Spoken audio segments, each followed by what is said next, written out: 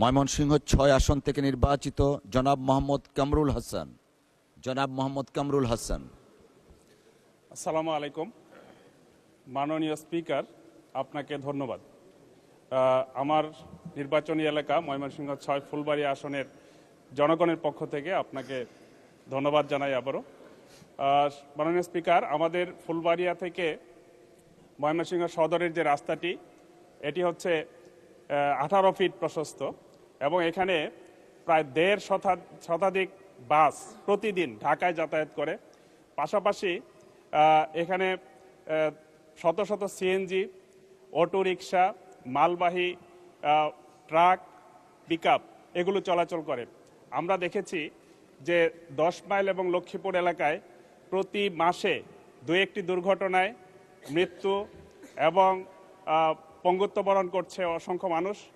আমি সড়ক এবং জনপথ বিভাগের অধীনে এই রাস্তাটি আমি 4 লেন করার জন্য মাননীয় মন্ত্রী মহোদয়ের দৃষ্টি আকর্ষণ করছি।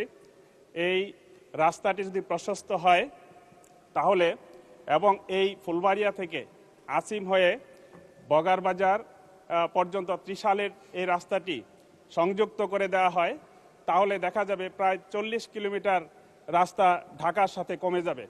আমি মাননীয় সড়ক পরিবহন মন্ত্রী মহোদয়ের দৃষ্টি আকর্ষণ করছি যাতে এটা সম্প্রসারণ করা হয় এবং 4 লেনে উন্নীত করা হয়।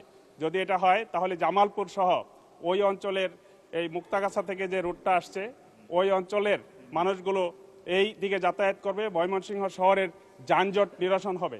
ধন্যবাদ মাননীয় স্পিকার। ধন্যবাদ।